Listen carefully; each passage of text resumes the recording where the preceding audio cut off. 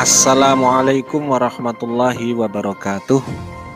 Alhamdulillah pada kesempatan kali ini kita masih bisa bertemu kembali di dalam perkuliahan perilaku organisasi pada pertemuan yang ke-8 atau pasca tengah semester. Kali ini kita akan berbicara mengenai membangun tim kerja dan kelompok kerja atau teamwork building atau team building. Kuliah ini dibawakan oleh Sungriyadi Syamsuddin, SE MSI dari Fakultas Syariah PAIN Purwokerto tahun 2020. Sebelum perkuliahan kita lanjutkan, marilah kita simak beberapa ilustrasi berikut terkait dengan tim kerja dan kelompok kerja. Dan sekaligus saya himbau dan saya harapkan kepada para pemirsa sekalian, mahasiswa-mahasiswi, dan para akademisi untuk tetap mengikuti saluran ini dengan mensubscribe agar tetap bisa memonitor perkembangan keilmuan yang ada.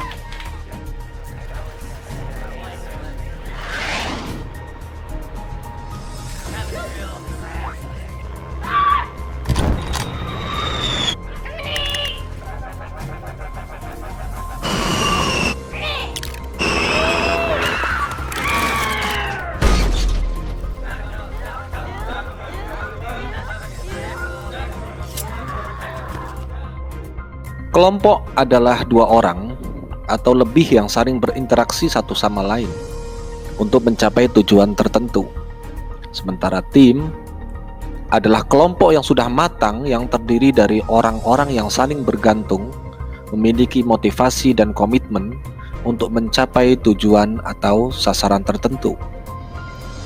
Tim bisa saja berasal dari suatu kelompok, tetapi tidak semua kelompok berkembang menjadi sebuah tim. Tim dibentuk untuk tujuan yang berbeda-beda dan khusus, sehingga tantangan yang dihadapi juga berbeda-beda.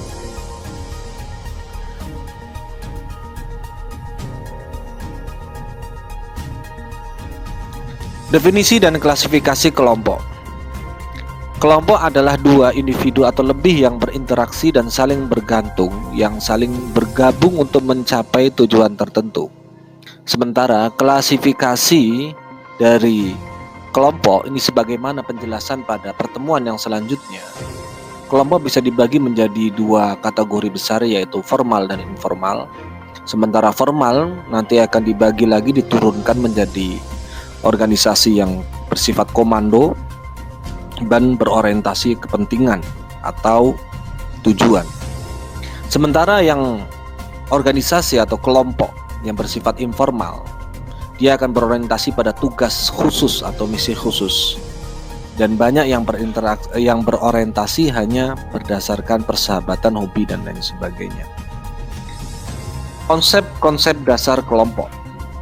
Di dalam kelompok setidaknya ada 6 hal yang harus difahami. Yang pertama adalah peranan atau peran seseorang di dalam sebuah kelompok.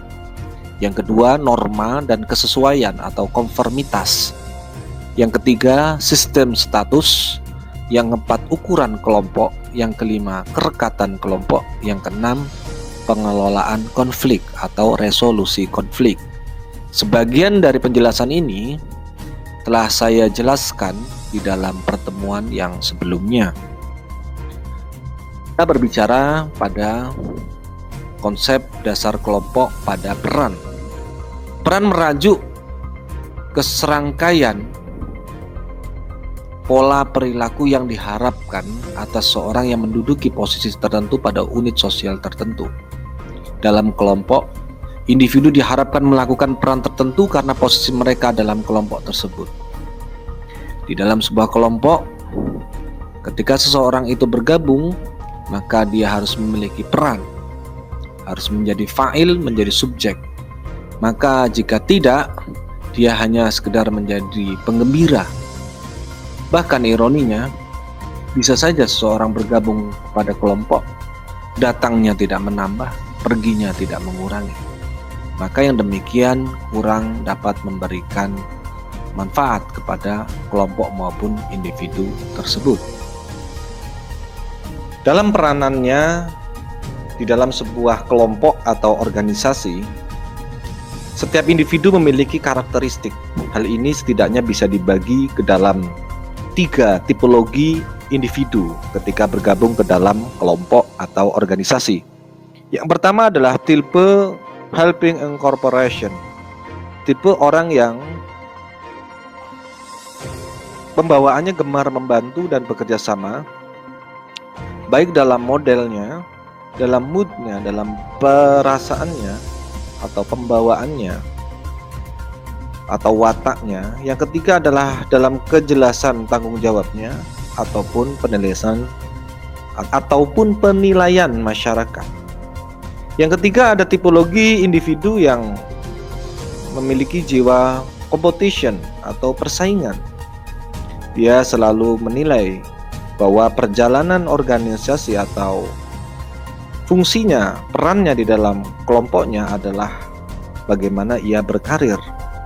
Yang ketiga adalah tipologi konflik atau gemar mencari lawan di dalam sebuah kelompok. Individu seperti ini ketika memasuki sebuah kelompok atau lingkungan, ia akan menghadang siapapun yang tidak sesuai dengan keinginannya. Yang kedua adalah norma dan kesesuaian atau konformitas. Sebagaimana pernah kita bahas dalam pertemuan sebelumnya, norma adalah pengharapan tertentu yang disepakati bersama oleh para anggota kelompok itu. Norma menentukan hal-hal seperti level output, tingkat ketidakhadiran, keterus-terangan pendapat, dan jumlah waktu bergaul dan ngobrol yang diizinkan di tempat kerja atau sebuah komunitas atau kelompok. Yang ketiga adalah sistem status, adalah peringkat, posisi atau urutan gengsi atau penghormatan atau karir atau kedudukan dalam sebuah kelompok tertentu. Sistem status merupakan faktor penting guna memahami perilaku dari individu tertentu. Selanjutnya adalah ukuran kelompok atau volume. Bukti menunjukkan bahwa kelompok kecil itu lebih cepat dalam menyelesaikan tugas daripada kelompok besar. Tetapi jika kelompok itu melakukan pemecahan masalah, kelompok besar secara konsisten mendapatkan hasil yang lebih baik daripada kelompok yang kecil. Yang selanjutnya adalah kerekatan kelompok. Kelompok-kelompok yang di dalamnya banyak bertikai secara internal dan tidak ada kerjasama cenderung kurang efektif dalam menyelesaikan tugas mereka daripada kelompok-kelompok yang di dalamnya para anggota suka bersepakat, bekerja sama, dan menyukai atau memahami antara satu dan lainnya. Hal ini nanti erat kaitannya dengan doktrin dan nilai dasar yang dipahami atau norma yang dipahami di dalam organisasi tersebut. Yang terakhir adalah pengelolaan konflik. Sewaktu kelompok melaksanakan tugas yang diberikan kepadanya, mau tidak mau akan muncul pertikaian atau konflik atau ketidakcocokan karena merujuk ke perbedaan mendasar yang dirasakan yang menghasilkan bentuk gangguan atau perlawanan.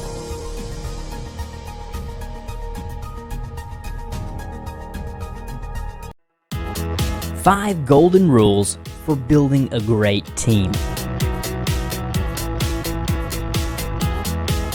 Be open-minded. Putting all your biggest brains together won't build a good team. It will see problems and opportunities in the same way. Nobody will listen to others, and criticism won't be shared constructively. Mix people. Don't think extroverts people as better team players. While extroverts may inspire and motivate, introverts can create the most wonderful new ideas and inventions.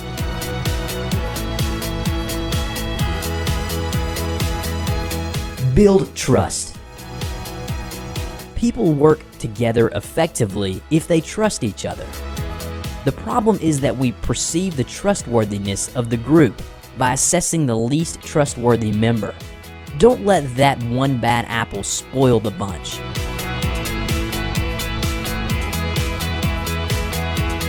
Be happy. Create that buzz that makes the group so great to work in and reduce stress, boost creativity, and communication.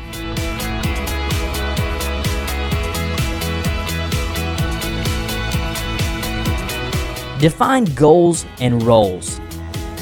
When your people don't have clear goals, they muddle through their day. They can't be productive if they have no idea what they're working for or what their work means.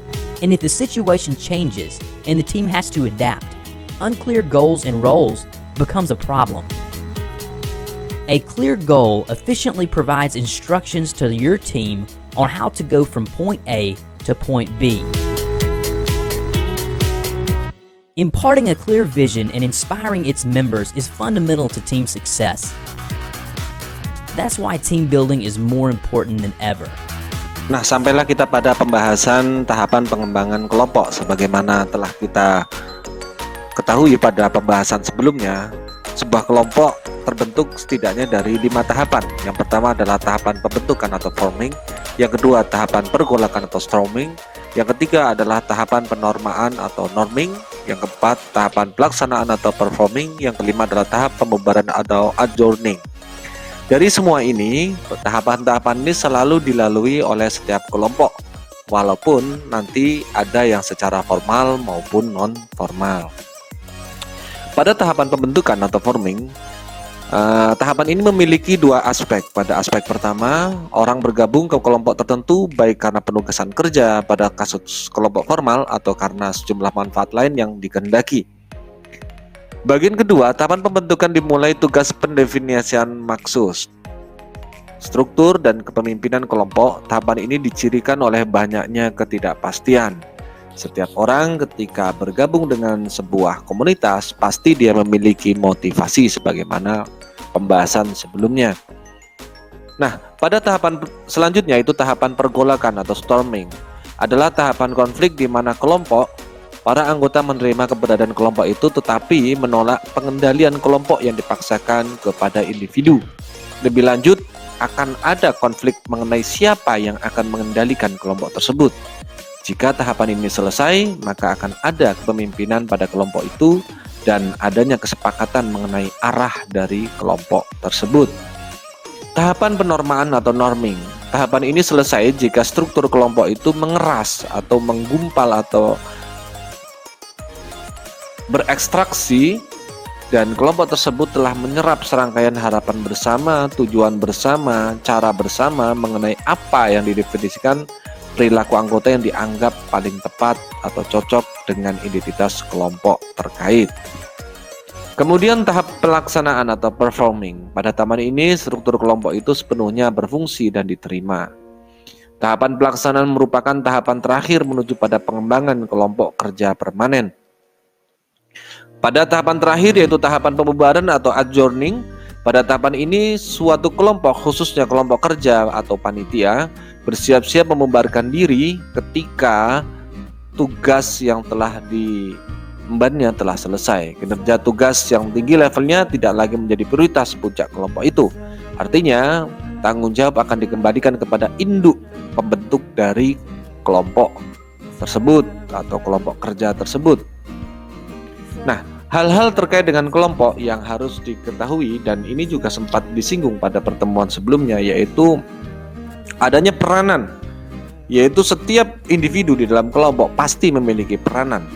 Seperangkat pola perilaku yang dihadapkan dari seorang yang menduduki posisi tertentu dalam unit sosial. Yang kedua, adanya norma, standar perilaku yang dapat diterima yang digunakan bersama oleh kelompok. Yang ketiga, status, posisi yang didefinisikan secara sosial yang diberikan kepada kelompok atau anggota kelompok lainnya. Ini bisa dalam bentuk pangkat, bisa dalam bentuk struktural.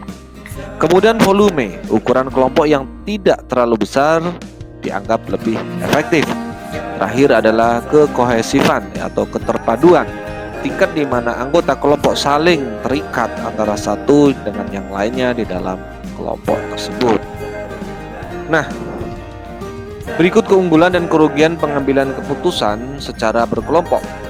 Keunggulan keputusan kelompok adalah informasi dan pengetahuan lebih lengkap, keragaman pandangan lebih banyak, penerimaan keputusan lebih besar, legitimasi keputusan lebih kuat. Sementara kelemahan keputusan kelompok adalah terlalu banyak memakan waktu, tekanan untuk yang sependapat, dominasi oleh minoritas, dan tanggung jawab yang terkadang kabur.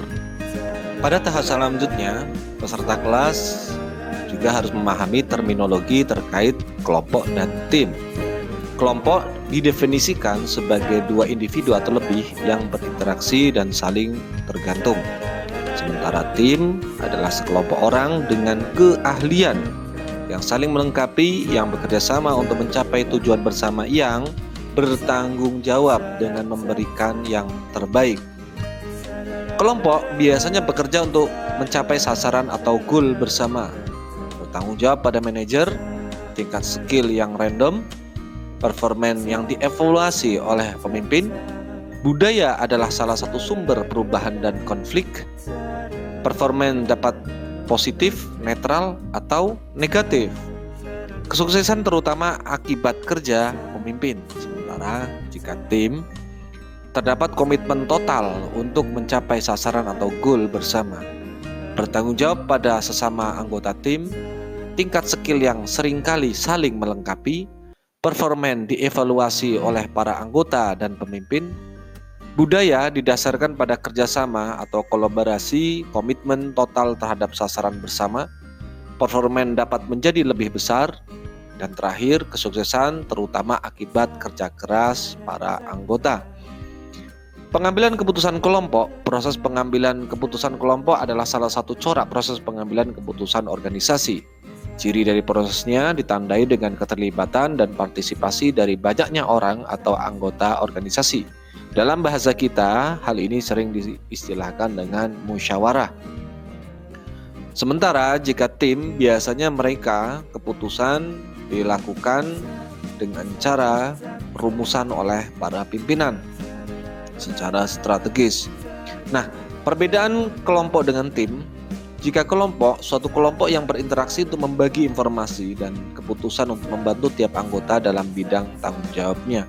Sementara jika tim kerja, kelompok dengan upaya-upaya individunya menghasilkan suatu kinerja yang lebih besar daripada jumlah dari masukan individu. Ini bisa dipahami, artinya ketika tim itu sudah tidak ada, muncul individu. Jika ditarik ke bawah, ada beberapa klasifikasi dari tim kerja. Yang pertama adalah tim kerja yang khusus menyelesaikan masalah, atau dalam bahasa praktisnya biasa disebut dengan tim urai. Kemudian ada tim kerja yang khusus mengelola diri sendiri, artinya dia berupa badan otonom. Yang ketiga ada tim lintas fungsional, artinya dia yang sebagai fasilitator antar organ-organ organisasi yang ada. Dan terakhir adalah tim virtual atau tim media maya. Tim penyelesaian masalah yang pertama, jika kita bahas ke lebih dalam lagi, kelompok ini terdiri biasanya dari 5-12 orang karyawan yang bertemu setiap minggu untuk mendiskusikan berbagai hal untuk meningkatkan kualitas, efisiensi, dan lingkungan kerja. Artinya untuk meningkatkan produktivitas yang ada. Kemudian tim kerja yang mengelola diri sendiri, yaitu kelompok kerja yang terdiri dari 10-15 orang yang memikul tanggung jawab dari para pengawas mereka yang terdahulu. Artinya mereka bekerja untuk menyempurnakan dari segala proses dari hulu sampai ke hilir. Kemudian ada tim lintas fungsional, di mana para karyawan yang berasal dari tingkat hierarki yang kurang lebih sama atau setingkat, tetapi dari berbagai bidang pekerjaan yang berkumpul khusus untuk menyelesaikan sebuah tugas tertentu. Tim virtual merupakan suatu tim yang dibentuk yang proses kerjanya memanfaatkan teknologi informasi untuk menyatukan anggota-anggota yang terpisah secara fisik untuk mencapai tujuan bersama. Di mana tim virtual ini biasanya terdapat 3 faktor yang membedakan dengan tim lainnya atau tim yang offline. Pertama, ketiadaan isyarat paraverbal dan nonverbal, artinya mereka lebih banyak bekerja dengan diam. Yang kedua, konteks sosial yang terbatas, artinya mereka biasanya tidak terbatasi, tidak bebas sebagaimana para pekerja yang berada di ruangan atau bahkan di luar ruangan. Dan ketiga, kemampuan untuk mengatasi keterbatasan ruang dan waktu, artinya karena mereka memanfaatkan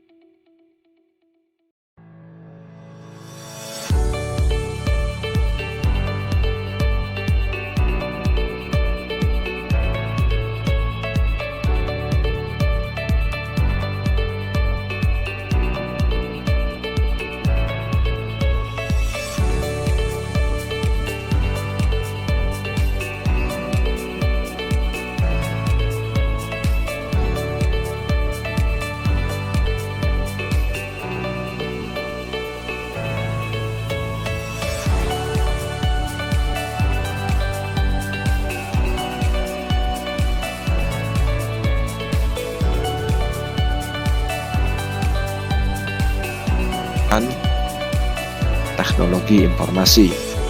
Lantas bagaimana menciptakan tim yang kreatif atau team building, atau bahasa lainnya ada juga yang mengatakan team development. Yang pertama, konteks, yaitu sumber daya harus memadai, baik ini sumber daya peralatan, manusia, keilmuan, dan sebagainya. Resource-nya harus ada. Yang kedua, kepemimpinan dan struktur ini harus jelas dan teruji, dan biasanya merupakan karyawan atau kader yang terbaik. Yang ketiga, suasana kepercayaan atau trust. Yang keempat, evaluasi kinerja dan sistem penghargaan. Menciptakan tim yang kreatif lainnya adalah pada komposisi, yaitu di mana kemampuan para anggota di sini saling melengkapi, kemudian kepribadiannya secara psikologisnya, kemudian adanya alokasi peran, tidak ada peran yang dominan, kemudian tampak adanya keberagaman, artinya tidak hanya dalam satu segmen saja, tetapi segala segmen. Tim ini merupakan prototipe dari organisasi besar yang ada. Kemudian ukuran tim, semakin dia sedikit, otomatis merupakan semakin baik pula individu yang terlibat di dalamnya. Kemudian fleksibilitas anggota, artinya dia bisa menembus batas-batas struktural yang ada. Yang terakhir adalah preferensi anggota, artinya memang harus dilakukan pemilihan atau seleksi kepada karyawan terbaik untuk masuk ke dalam tim kerja. Untuk menciptakan tim yang kreatif, perlu dilakukan adanya rancangan kerja, di mana tim yang efektif harus bekerja sama dan menerima tanggung jawab secara kolektif atau bersama untuk menyelesaikan tugas secara signifikan. Nah, untuk menciptakan tim yang kreatif pula, maka sebuah perusahaan atau organisasi harus memahami prosesnya, di mana mereka harus merumuskan tujuan umum, tujuan khusus, efektivitas tim, artinya daya jangkau tim, jangka waktu tim, kekuatan tim kerja, dan lain sebagainya. Dan harus juga diukur proses tingkat konflik yang mungkin timbul dan atau yang harus diselesaikan. Dan proses yang ada juga harus bisa mengatasi social loafing atau kemalasan sosial di antara para pihak, baik itu di dalam internal tim kerja yang ada maupun di antara organisasi tersebut, di mana tim kerja bertugas untuk mengidentifikasi dan menyelesaikannya. Lantas bagaimana cara mengubah individu menjadi pemain tim? Setidaknya ada 3 hal. Yang pertama, dilakukan seleksi. Kedua, lakukan pelatihan atau coaching. Yang ketiga, berilah reward atau penghargaan, baik dalam bentuk materi maupun non-materi. Terdapat 5 kunci keberhasilan tim kerja. Yang pertama, tujuan yang jelas, prosedur, relationship atau hubungan. Yang keempat adalah leadership atau kepemimpinan. Demikian kuliah kita hari ini, mudah-mudahan ada manfaatnya, dan jangan lupa untuk mengerjakan tugas sebagai presentasi kehadiran Anda di dalam pertemuan pekan ini. Lihat di kolom deskripsi tayangan ini, dan selamat mengerjakan sesuai dengan tenggat waktu yang sudah ditentukan. Mudah-mudahan ada manfaatnya. Wallahu muwaffiq ila aqwamit thoriq. Assalamualaikum warahmatullahi wabarakatuh.